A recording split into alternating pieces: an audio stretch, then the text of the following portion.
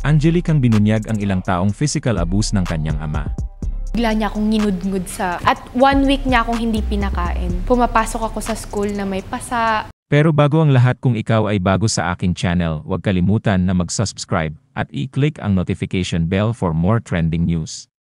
Ibinunyag ng aktres at Viva Max star na si Angelique Kang ang mga taon nakakaranas siya ng pisikal na pang-aabuso mula sa kanyang ama. Ibinahagi ni Angelique Kang ang kanyang karanasan sa pisikal na pang-aabuso habang nakatira kasama ang kanyang Koreanong ama na ipinaliwanag na tiniis niya ito dahil naniniwala siyang ito ay normal na pagiging magulang. Tuluyan nang tumakas ang kapatid ni Angelique Kang at bumalik sa Pilipinas, naiwan ang aktres sa kanilang ama. Hindi ipinaalam ni Kang sa kanilang ama ang kinaroroonan ng kanyang kapatid, na ikinagalit nito nang tanungin ni Boy Abunda kung gaano katagal niya ito tiniis. Sagot ni Angelique Kang, 3 hanggang 5 taon. Ninudmud niya ako sa hugasan ng plato at 1 week niya akong hindi pinakain.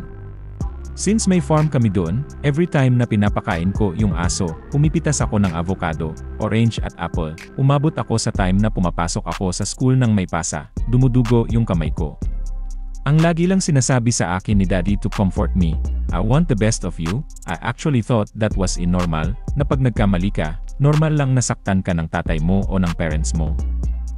Isang kaklase ni Angelique ang nag-ulat ng kanyang sitwasyon sa isang guro, na agad na nagpaalam sa guidance counselor ng paaralan.